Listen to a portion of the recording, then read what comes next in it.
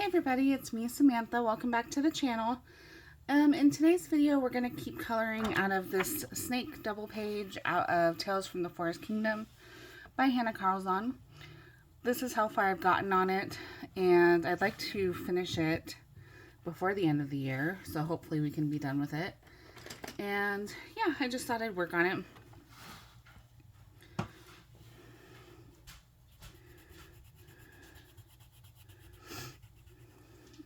I'm feeling a lot better. My medicine is kicked in. My energy levels are back to normal. I still have a lot of fluid in my ear and I can't figure out how to get it out, so that's been fun. I'm taking ear drops.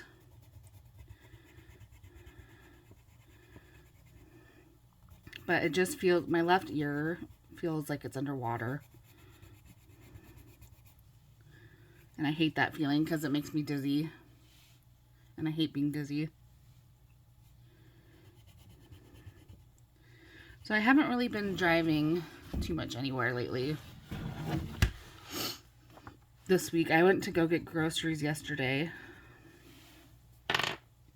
And that was fine. It was just, I was kind of nervous because I was alone.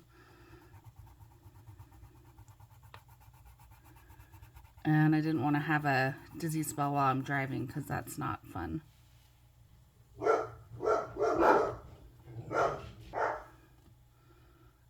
Daisy was barking at somebody walking down the pathway here. Sorry about that. I know. My goodness.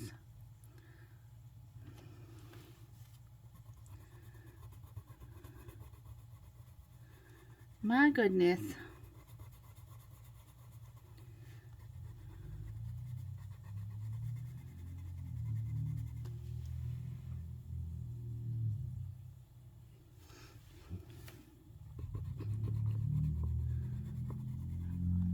Somebody's driving around here in a loud truck.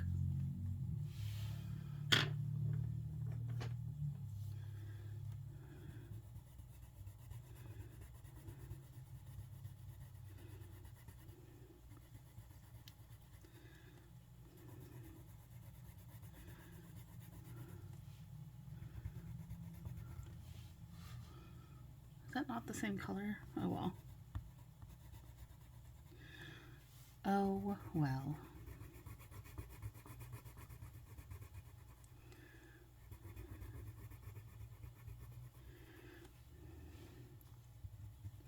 I do like this yellow. It's like a mustard type of yellow. But I've just been drinking lots of water, and when you have sinus infections, drinking water is really important because it helps drain everything out of your sinuses. And when I don't drink water, I get really congested and it's not fun.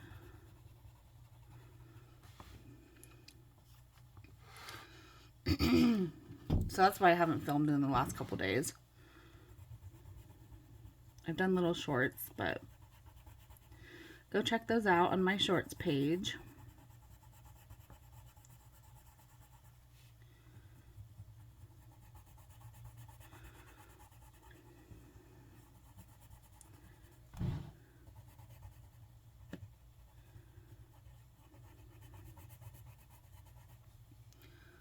But yeah, that's about it really.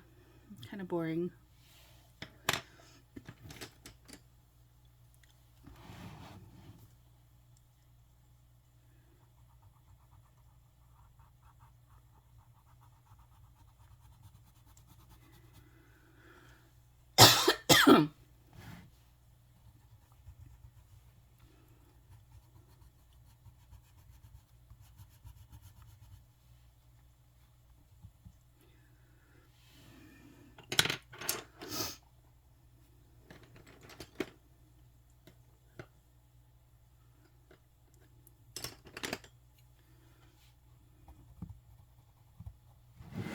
Oops, sorry, you guys can't see what I'm doing.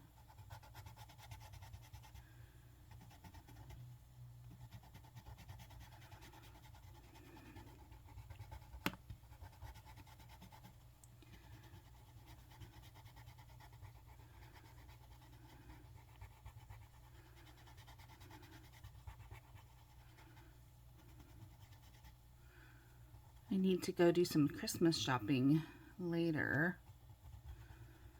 So I think I'm going to hit up Home Goods store, Michael's. I need to go to Target, because that's what we have up here. I don't feel like going to the valley this year.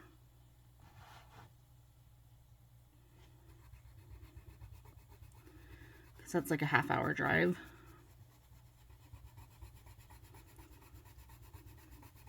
And that's where the big mall is at up here. But we've been having a windstorm and a rainstorm.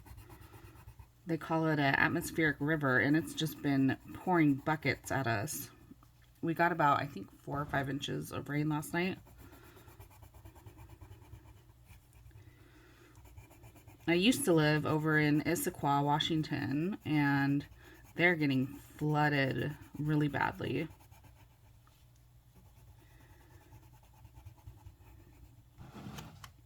That area is used to rain, but they have rivers that do get flooded. And this year has been exceptionally dry, and then all of a sudden we've got this big rain come through, so I don't think they were prepared for any of it.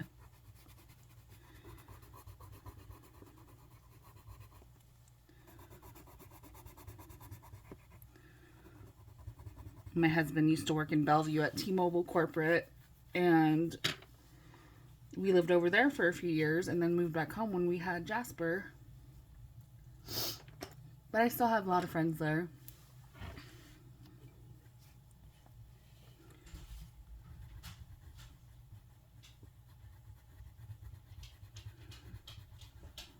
Did you bark at the people?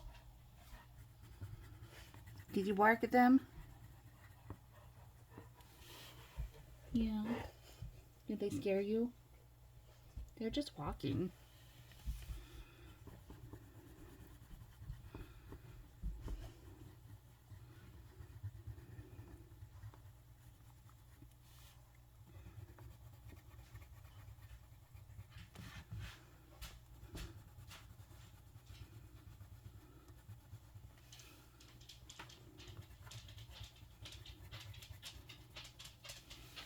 I heard you barking too, Harley.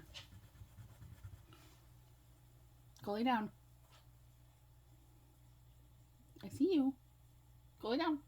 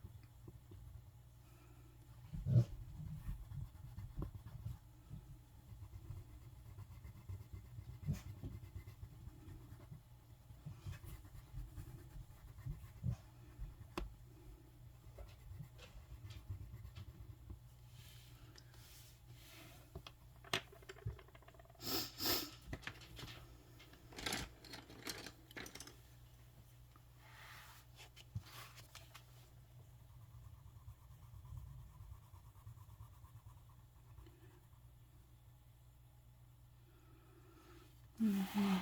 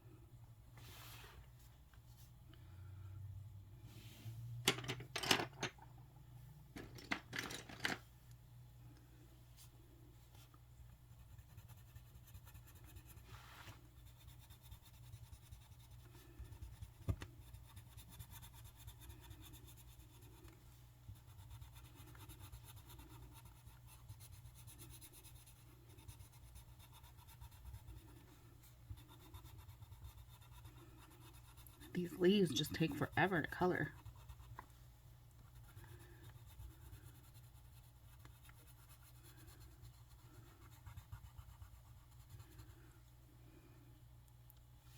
I need a light green.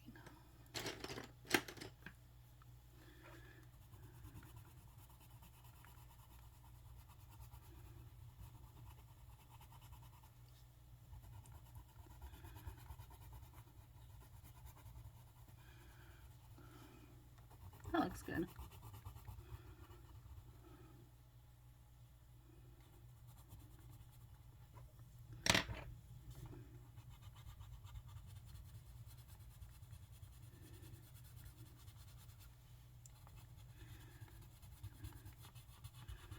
I don't know what color I should do the sky. I'm thinking blue.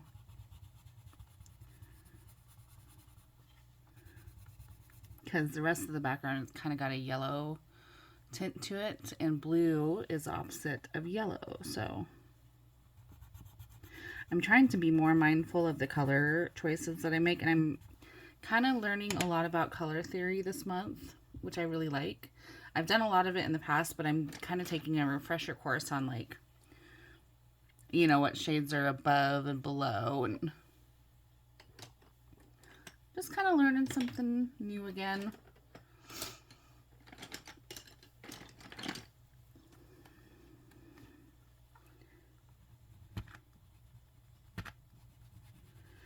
I do envy colorists who are really soft-handed types and color like one shade, or are like really light-handed with how they shade their colors. And my style has always been really bright and bold.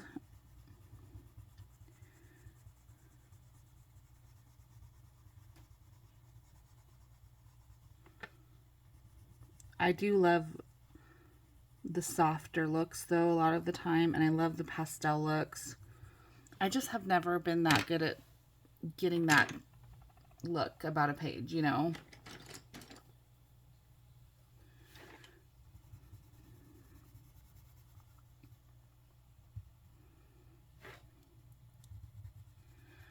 There's this one artist, and I forgot what her name is.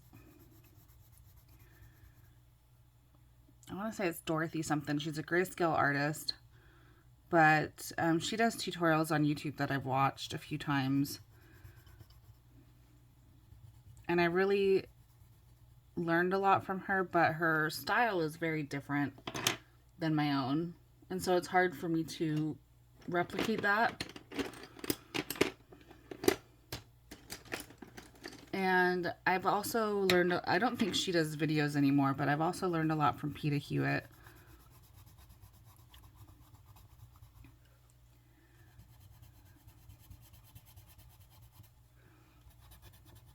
I just would sit and watch her videos while I colored. And I'd watch her do shading, and that's how I learned to shade. And it just took many years of practicing to get a real understanding of like how to shade and stuff.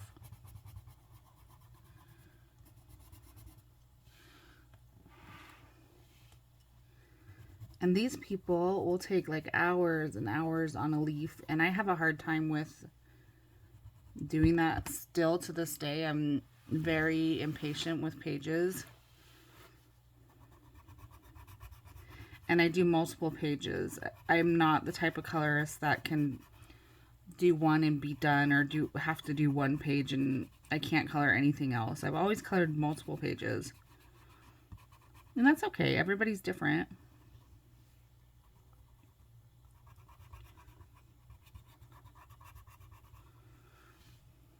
I also really love looking at acrylic painting tutorials. I love learning how to paint and watch it dry and do different textures and all that kind of stuff. And that's another thing that's like, you know, it takes practice to figure out what your style is and what you like to do.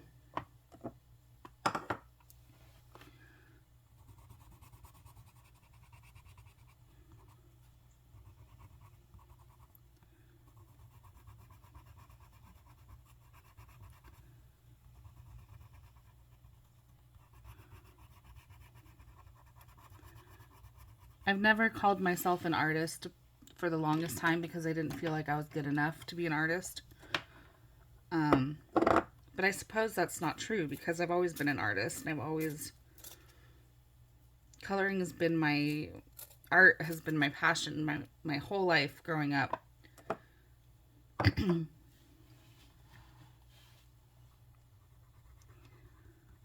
My aunt is a beautiful iconographer. She uses paint, and she paints icons for the church.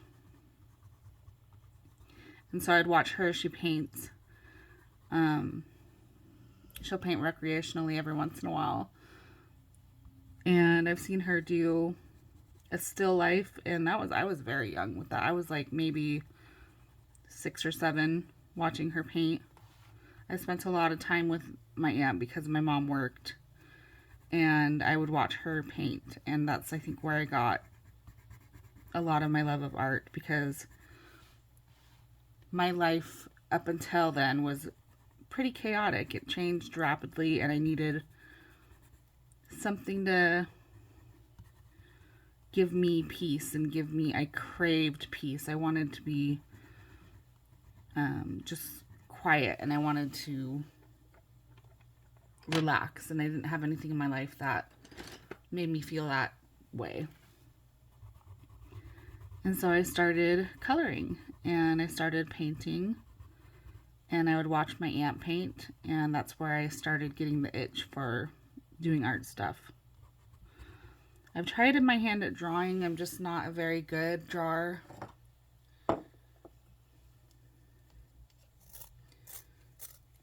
But painting and coloring, I really took to.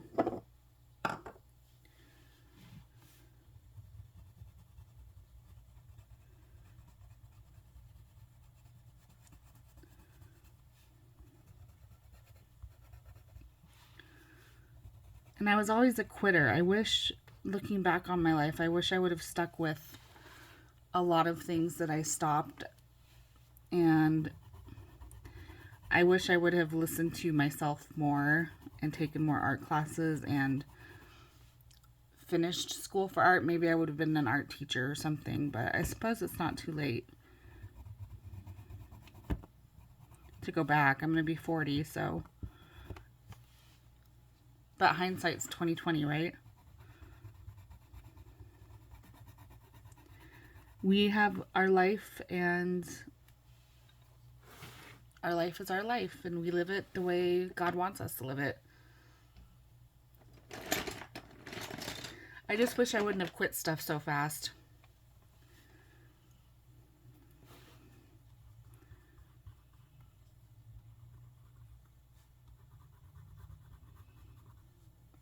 And if I was very dyslexic, and I'm still very dyslexic.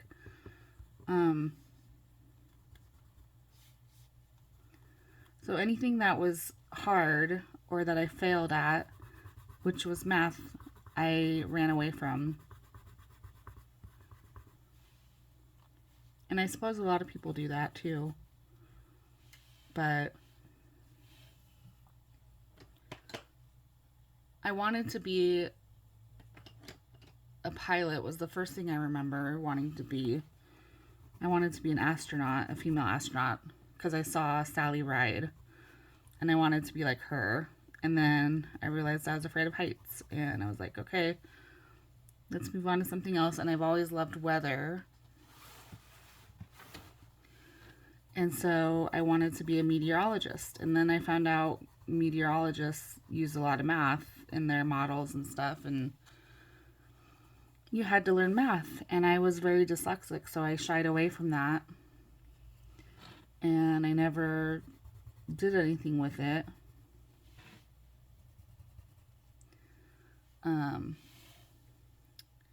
I was fascinated with tornadoes. I was just obsessed with them. I'm still obsessed with tornadoes. With how they work, how they form, all the things. And I live in the Pacific Northwest, so we don't have tornadoes up here.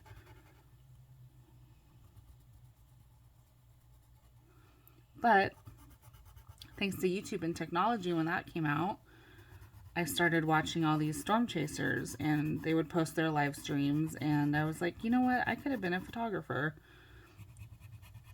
A storm photographer. If I lived in the Midwest, that's what I would be, as a storm photographer.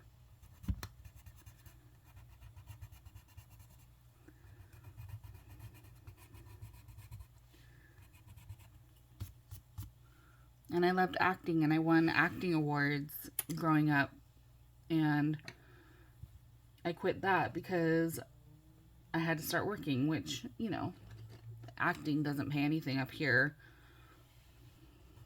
But I was in Dracula. I played Lucy.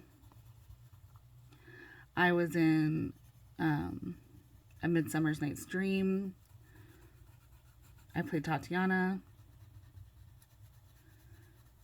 I wanted to be in Grease really bad, but I had just stopped doing acting right when our theater was doing Grease, and I didn't get cast in that. And then life changed, and you know, I did work with Patty Duke, who is John Travolta's mother, and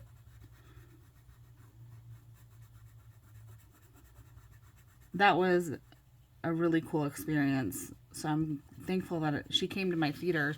Her family lives up here in Coeur d'Alene, and she's really passionate about theater. So she has a lot of these charities up here that she does, and she, you know, really supports the arts up here. So she came and directed a play at the playhouse that I went to. And she was a very kind woman. I remember she was very serious. Anybody that had any questions, she would answer. And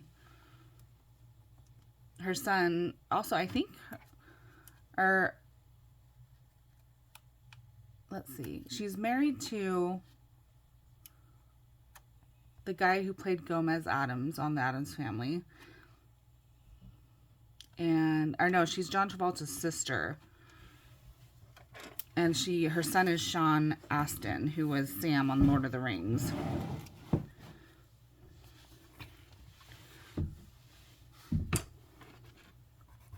They're just a very down-to-earth family, and I was glad I got to experience that. And I was really talented at singing, too. I was in a cappella choir. I was in all-state choir. I won an award for being the second best soprano in North Idaho my year in high school. And that was really amazing. I never did anything with any of that. And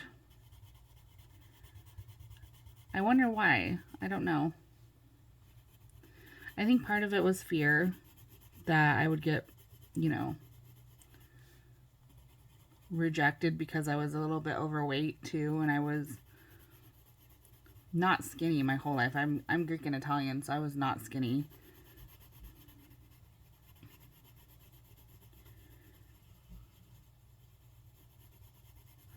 I remember my mom took me to this commercial casting thing that the Coeur d'Alene Resort was hosting.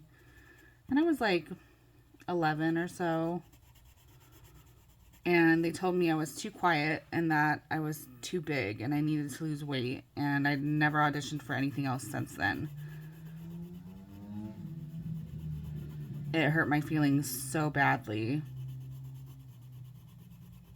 And I wasn't that overweight at the time. I was 11, so I was a fairly thin 11. But in Hollywood, you have to be like a size 0.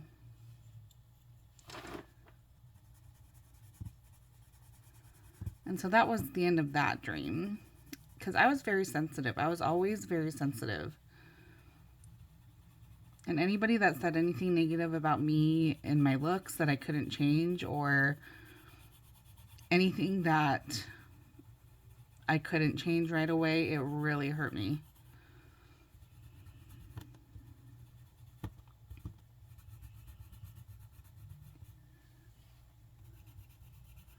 My sister was always really talented in cheerleading and dance, and she became a dance teacher.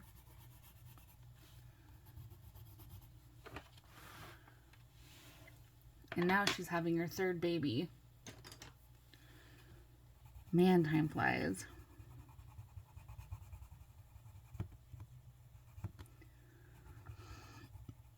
I would have loved to have more children, but my body just is not healthy, and I did not like being pregnant.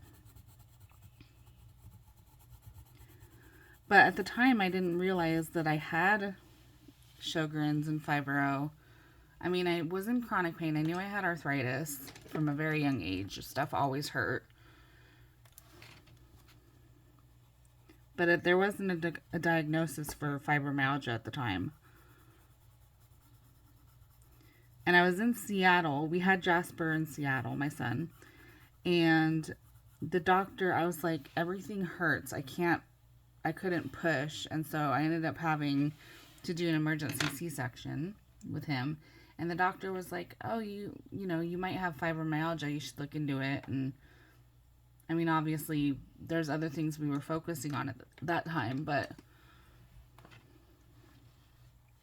it's been a journey. And I was so used to being gaslit over my weight. And I've yo-yoed my whole adult life. I've been really big. I've been normal. And they've always been like, oh, you just need to lose weight. You just need to lose weight. And I'm like, no, there's something wrong. Because I don't feel the same and I don't feel good. And so I'd go to like 4 or 5 doctors, doctor after doctor after doctor, and explain to them my whole history. And, finally one was like, yeah, you have fibromyalgia. And they explained to me that it can happen over a trauma. And most people have the inflammation gene their whole life, or like a chronic gene. But he was the first doctor that like listened to what I was saying and wasn't like, oh, you just need to lose weight. So it was really good to feel that validation. But I'm just so tired of the stigma about weight. Like, I feel like we need to normalize people not being skinny.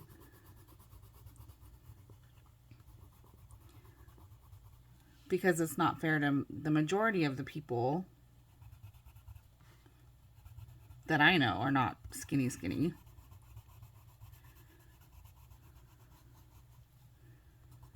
But that's what doctors focus on because it's health, and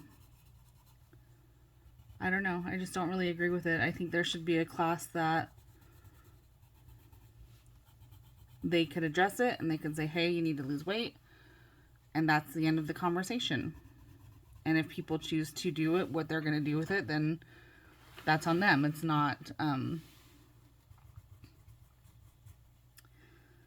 it's not anybody else's decision how somebody looks or decides to have their body be,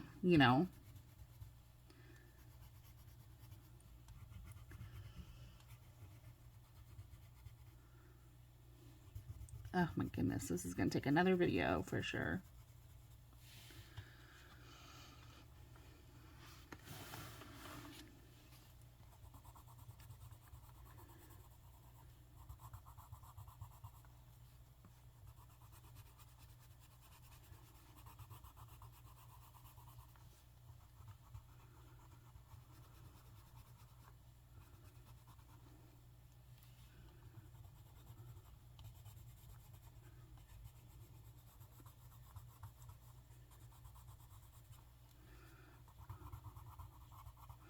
But I'm just going to keep going a little bit more here.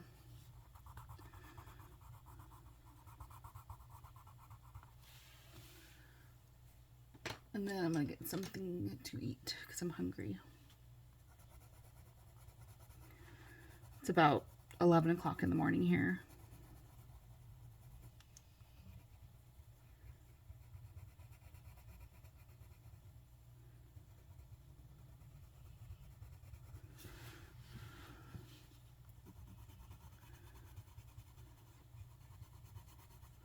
I will be going over this with the blender pencil too at the end.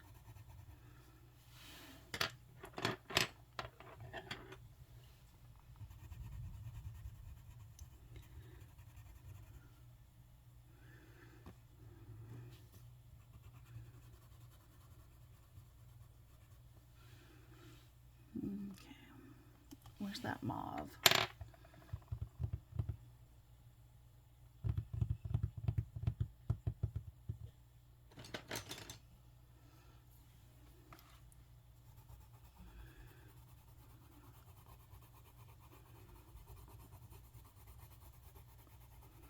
Keep coming back to this mushroom here. Give it a little shading.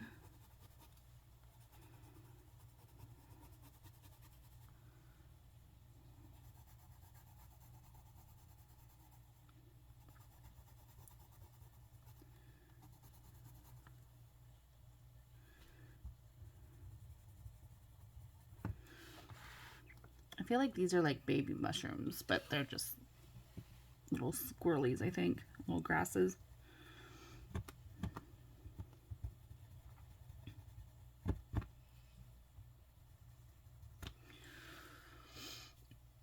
Okay, I think that's going to be it for this video.